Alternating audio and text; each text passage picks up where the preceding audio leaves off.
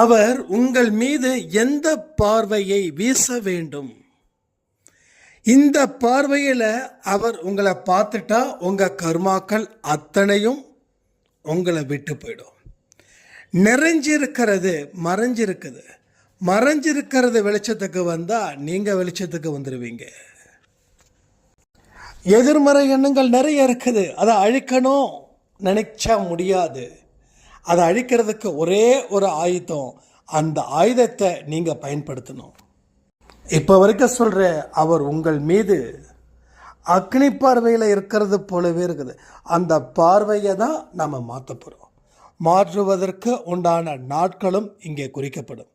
நீங்கள் எந்த அளவுக்கு மிக தெளிவாக இருக்கீங்களோ, நம்பிக்கையோடு இருக்கீங்களோ, சுறுசுறுப்பாக இருக்கீங்களோ, ஆர்வத்தோடு இருக்கிறீங்களோ, அத்தனையும் அதற்கு சாதகமாக மாற்றப்படும். வாழ்க்கை உங்கள் வசப்படும்.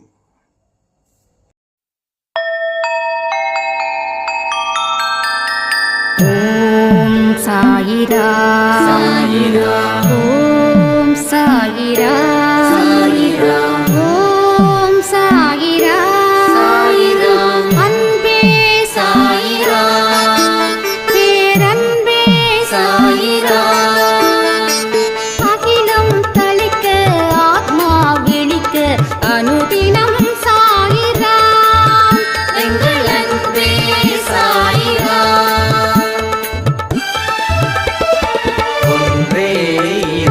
ஒன்றே பூமிக்கென்றும் சாயிரா, சரணம் சாயிரா, நன்றே செய்து வாழ்வோம், நாம் ஒன்றே செய்து வாழ்வோம், அன்பே சாயிரா.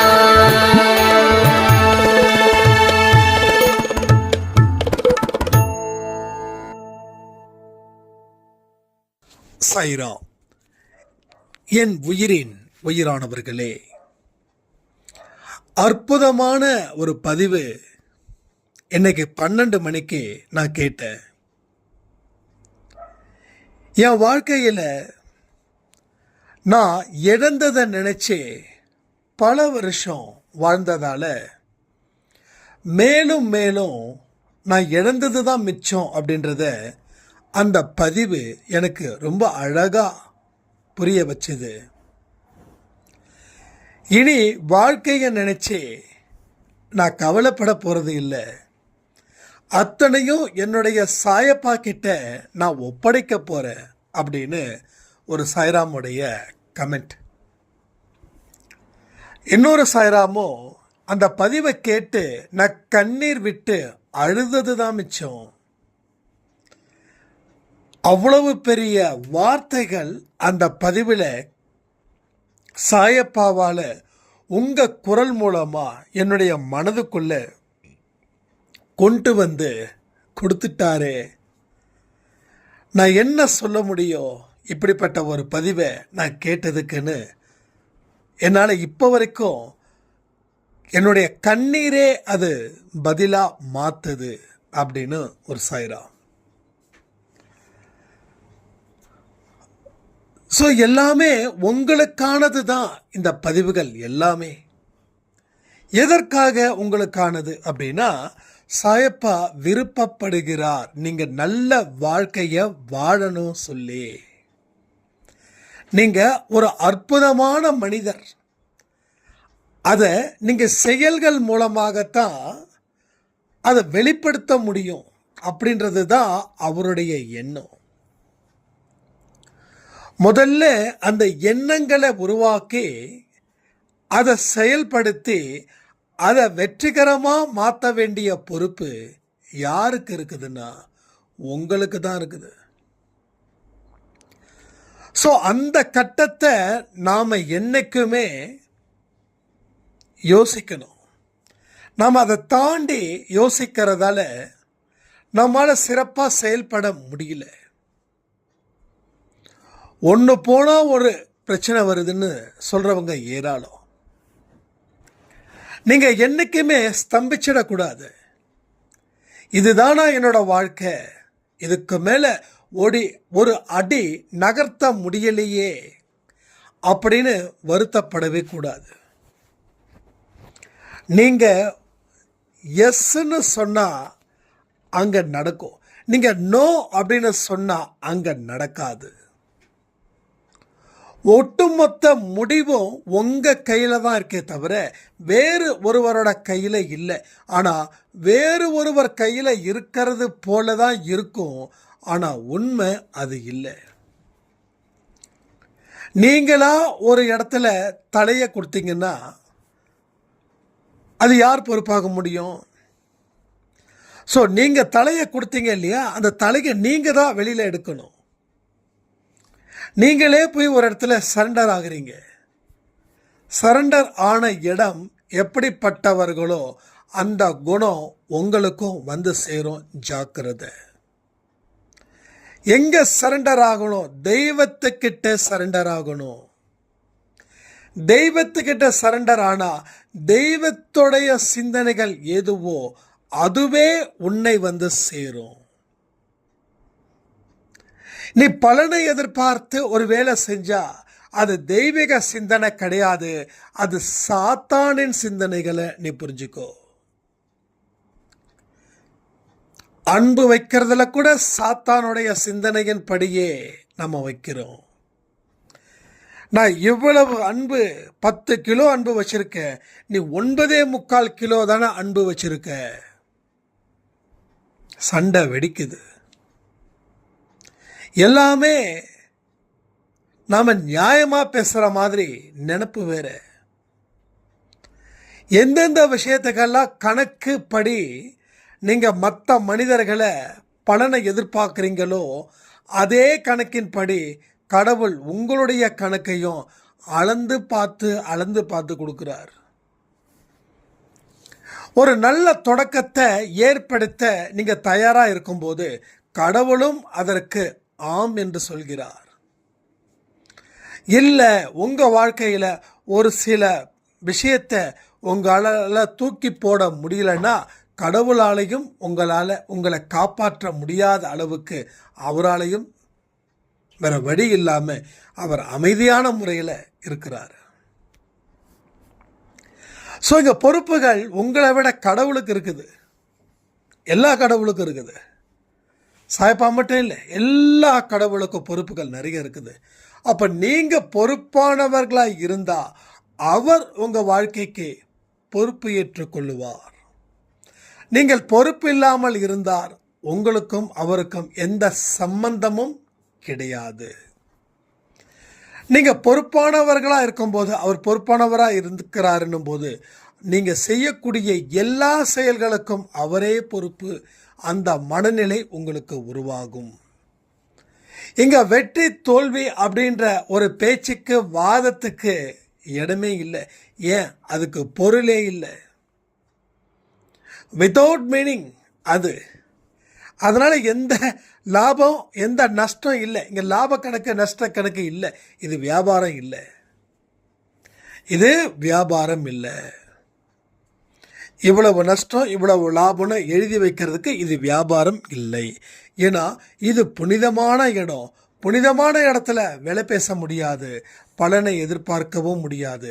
பலனை எதிர்பார்க்கிற மாதிரி இருந்துச்சுன்னா நீ புனிதமான இடத்துல இருந்து ஒரு அசுத்தமான வேலைகளை செஞ்சுக்கிட்டு இருக்கன்னு அர்த்தமாகுது. என்னோட வாழ்க்கையை நான் கடவுள்கிட்ட ஒப்படைச்சிட்டேன்ப்பா. என்னுடைய கர்மாக்களை நான் செய்ய போறேன். என்னோட கர்மாக்களை செய்யறதுல நான் பின்வாங்க போவதே இல்லை. செயல் புரிபவனே நான். செயலை அனுபவிப்பவன் நான் அல்ல, செயல் புரிபவன் நான். அதற்காக தான் எனக்கு இந்த அதிகாரம். ஸோ பலனுக்காக அது கடவுளோட கையில் இருக்குது. அதை நான் எதிர்பார்க்க முடியாது. என்ன நடக்குதோ அது நடக்கட்டும். அது எப்படி நடக்குதோ அப்படியே நடக்கட்டும். எனக்கு எந்த இடத்துலையும் லாபமும் வேண்டாம், நஷ்டமும் வேண்டாம். செயல் புரிபவனே நானாக இருக்கிறேன்.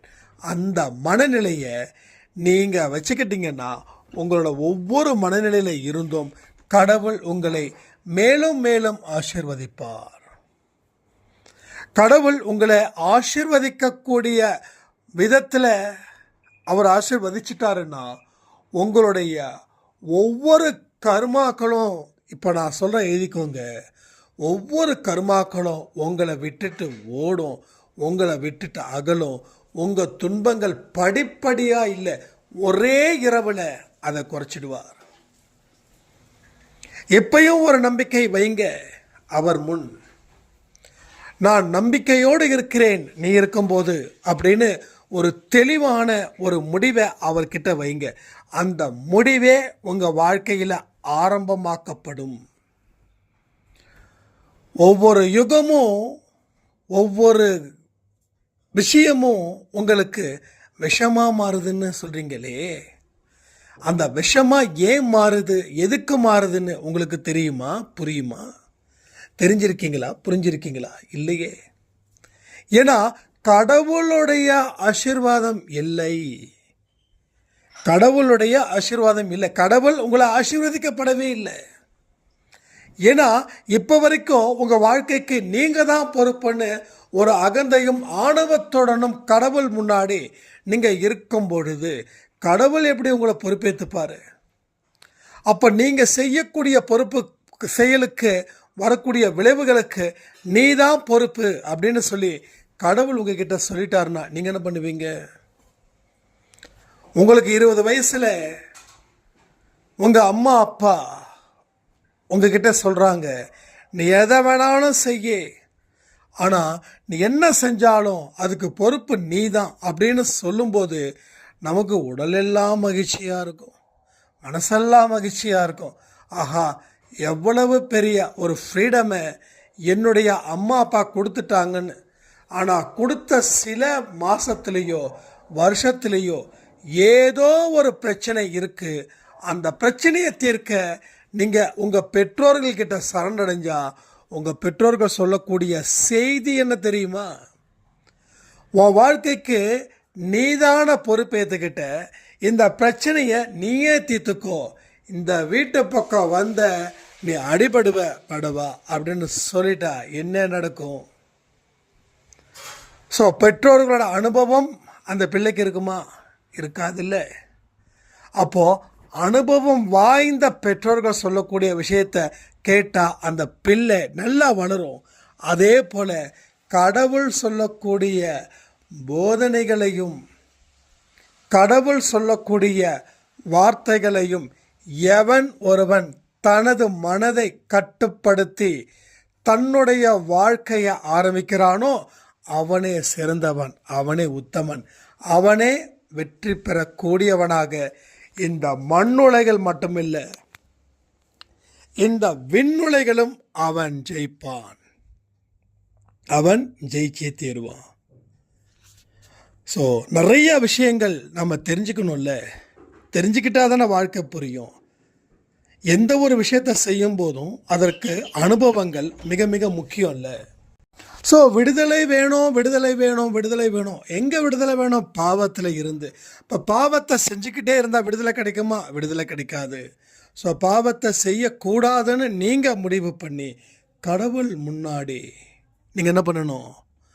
கடவுள் முன்னாடி பாவ மன்னிப்பு கேட்கணும். ஸோ எந்தெந்த இடத்துல எல்லாம் அவருடைய ஆசீர்வாதம் கிடைக்கும் அப்படின்றத நீங்கள் சல்லடை போட்டு தேடுங்க. ஒன்றே ஒன்று தான், எல்லாத்துக்கும் அடிப்படை நீ நல்லவனாக இருக்கணும், உண்மையான நல்லவனாக இருக்கணும், உன் மனசாட்சிக்கு நீ நல்லவனாக இருக்கணும், உன் மனசாட்சி உனக்கு சர்டிஃபிகேட் கொடுக்கணும் நீ நல்லவன் அப்படின்னு சொல்லி. ஸோ அந்த நல்லவன் தான் தேவையே தவிர வெளி உலகத்துக்கு நல்லவனாக நடிக்கிற நல்லவன் தேவையே கிடையாது. நீ என்ன சொல்கிறியோ அதை செஞ்சிருக்கிறவனாக இருக்கணும். நீ வெளியில் ஒன்றும் உள்ள ஒன்று வச்சுக்கிட்டு அந்த வித்தியாசத்தை அதிகப்படுத்திட்டா நீ என்னதான் குட்டிக்காரனை அடித்தாலும் உன் வாழ்க்கையில் எந்த விதத்துலையும் ஒரு சின்ன அடியை கூட எடுத்து வைக்கவே முடியாது. இது ஒரு மிகப்பெரிய ஒரு நெகட்டிவ் தான், ஒரு எதிர்மறை எண்ணங்கள் தான். இன்றைக்கி உங்களுக்கு இவ்வளவு பெரிய ஒரு விஷயங்கள் நடந்திருக்குதுன்னா இது எதிர்மறை எண்ணங்களால் நீங்கள் வீழ்த்தப்பட்டுட்டே இருக்கீங்கிறது உண்மைதான். ஆனால் எதிர்மறை எண்ணங்களை ஒழிப்பதுன்றது அவ்வளவு சாதாரணமான விஷயமா என்ன? சரி, அது சாதாரணமாக விஷயமா இருந்தால் அதை ஏன் ஒழிக்க முடியல? அப்போ யாருடைய பார்வை வேணும்? சாயப்பாவோட பார்வை வேணும். யாருடைய அருள் வேணும்? சாயப்பாவோட அருள் வேணும். யாருடைய தயவு வேணும்? சாயப்பாவோட தயவு வேணும். இந்த தயவு அருள் பார்வை இருந்தால் மட்டும்தான் அந்த எதிர்மறை எண்ணங்களை ஒழிக்க முடியும். எதிர்மறை எண்ணங்களை ஒழிச்சிட்டா நீ வாழ்க்கையில் சந்தோஷமான இடத்துக்கு போவாய். சரியா? புரிஞ்சுக்கிட்டீங்களா? ஸோ எதிர்மறை எண்ணங்களை அவ்வளவு சீக்கிரம் உங்களால் அதை தீர்க்கவே முடியாது. வாழ்க்கையில் கவலைப்படக்கூடாது. அதுவும் கவலைன்றது எதிர்மறை எண்ணம் தானே. அதை நம்மளால் சரி பண்ண முடியுதா? அப்போது ஏதோ ஒரு ஸ்பெஷலாக ஒரு விஷயம் தேவைப்படுது. மண்ணை வெட்டணுன்னா மண்வெட்டி தேவைப்படுது இல்லையா? அதே போல் வெஜிடபிள்ஸை கட் பண்ணணுன்னா என்ன தேவைப்படுது? கத்தி தேவைப்படுது. அதுபோல் எதிர்மறை எண்ணங்களை வெட்டணும், அறுக்கணும், தீர்க்கணும் அப்படின்னா ஒரே ஒரு ஆயுதம் தேவைப்படுது. அந்த இன்ஸ்ட்ருமெண்ட் என்னன்னா சாயப்பாவுடைய பார்வை. பார்வை. அவர் நம்ம மேலே பார்க்குற பார்வை எப்படி இருக்கணும் தெரியுமா? இரக்கமானதாக இருக்கணும், கருணை நிறைந்ததாக இருக்கணும், கோபத்தில் கொந்தளிக்கக்கூடாது. இங்கே சாயப்பா கோபத்தில் கொந்தளிக்கிறார். ஏன்னா என்னப்பா நேற்று நீ ஒன்று சொன்னியே என்கிட்ட, அதை இப்போ வரைக்கும் ஃபாலோ பண்ணலையே, நான் எப்படி உன் மீது இரக்கமாக பார்க்க முடியும், கருணையாக பார்க்க முடியும்? ஸோ என்னால் இரக்கமாக பார்க்க முடியாது, கருணையாகவும் பார்க்க முடியாது. ஆனால் உன்னை பார்க்காம இருக்கவும் முடியாது. அப்புறம் எந்த பார்வையில் பார்ப்பார்? கோப பார்வை, அக்னி பார்வை. என்ன பார்வை? அக்னி பார்வை. இந்த அக்னி பார்வையால் பார்த்தா என்ன ஆகும்? அக்னி நட்சத்திரத்தையே தாங்க முடியல. ரைட்டா? பட் அக்னி பார்வையால் நம்ம தாங்க முடியுமா? என்ன ஆகும்? எரிகிற மாதிரி ஒரு ஃபீல் ஆகுமா, ஆகாதா? ஸோ அந்த பார்வை வேண்டாம், வேண்டவே வேண்டாம். நம்ம என்றைக்குமே அவர் என்ன பார்வையில் பார்க்கணும்? குளிர்ந்த பார்வையில், குளிர்ச்சியான பார்வையில். அப்படி பார்த்தால் நம்ம வாழ்க்கையும் சந்தோஷமாக, அமைதியாக, குளிர்ச்சியான முறையில் இயங்கும். அப்படி இல்லை அப்படின்னா எப்படி இயங்கும்? இப்போ எப்படி இயங்குதோ அப்படியே இயங்கும். ஸோ இன்றைக்கி உங்கள் வாழ்க்கையில் எப்படிப்பட்ட சந்தோஷத்தை நீங்கள் அனுபவிக்கிறீங்க அதை பொறுத்து தான் அவர் உங்களை எந்த பார்வையில் அவர் பார்க்குறாருன்னு. சரிங்க, இப்போது அவர் இந்த பார்வையில் தான் பார்க்குறாரு. இப்போ நீங்கள் எந்த பார்வையில் பார்க்கணுன்னு ஆசைப்படுறீங்களோ அந்த பார்வையின்படி உங்கள் வாழ்க்கை முறையை மாற்றிக்கிட்டால் அவர் இரக்கமான பார்வையோ கருணையோடு கூடிய பார்வையாலேயோ உங்களை பார்ப்பார். அந்த பார்வை பட்டதுன்னா போதும், வாழ்க்கையில் இருக்கக்கூடிய அத்தனை பிரச்சனைகளும் தீர்ந்துடும். பட் அந்த ஒரு பார்வைக்காக தான் நம்ம காத்திருக்கணும். அந்த ஒரு பார்வையில் தான் நம்ம பயணங்கள் மேற்கொள்ளணும். ஸோ அதனால் தெளிவான மனநிலையில் இருங்க. குழப்பங்களை அகற்றுங்கள். ஒரு குழப்பத்தை அகற்றணும்னா அதற்கு உண்டான தெளிவு இருந்தால் தான் குழப்பம் நீங்கும். ஒரு இடத்துல நம்பிக்கை இருந்தால் தான் கவலைகள் போகும். சும்மா கவலையை ஓட ஓட விரட்ட முடியாது. நம்பிக்கை இல்லை என்றால் கவலை இருக்கும். தெளிவில்லாத மனதில் குழப்பங்கள் மட்டுமே இருக்கும். அதனால் சும்மா மேலோட்டமாக பேசுறது கிடையாது. அதற்கு பின்னாடி இருக்கக்கூடிய உண்மை தன்மையை தான் நாம் இங்கே சொல்லிக்கிட்டு இருக்கோம். உங்களுக்குள்ள ஒரு தன்மைகள் நிறைஞ்சு இருக்குது, அது மறைஞ்சு இருக்குது. நிறைஞ்சது மறைஞ்சிருக்கிறதால மறைஞ்சது வெளிச்சத்துக்கு வரல. மறைஞ்சது வெளிச்சத்துக்கு வந்துருச்சுன்னா உங்கள் வாழ்க்கையும் வெளிச்சத்துக்கு வந்துவிடும். ஸோ திரும்பவும் சொல்கிறேன், எந்த கவலையும் இல்லை கடவுள் இருக்கிற வரைக்கும். ஆனால் அந்த கடவுள் உங்கள் கூட இருக்கிறாரா, உங்களுக்கு துணையாக நிற்கிறாரா, இதுதான் நம்ம தெரிஞ்சிக்க வேண்டியது. ஸோ சரியான முறையில் தெரிஞ்சுக்கோங்க. சரியான முறையில் வாழ்க்கையை வகைப்படுத்துங்க. வாழ்க்கையை மிகைப்படுத்தாமல் வாழ்க்கையை வகைப்படுத்துங்க. அந்த வகையில் உங்களை தேடுங்க. ஏன்னா எத்தனையோ நாட்களாக நீங்கள் தொலைஞ்சு போயிட்டீங்க. ஸோ தொலைச்சதை நீங்கள் திருப்பி எடுக்கணும். அது எந்த விதமான நிர்பந்தமும் இல்லாமல் இருக்கணும். நிர்பந்தத்தோடு எந்த விஷயத்தை செய்தாலும் அது என்றைக்குமே உங்களுக்கு பலன் அளிக்காது. இதை எல்லாத்தையும் புரிஞ்சு வாழ்ந்துட்டீங்கன்னா நீங்கள் சரித்திரமே படைக்கலான்னு சொல்லி இந்த பதிவை நான் முடிக்கிறேன். ஜெய் சாய்ராம்.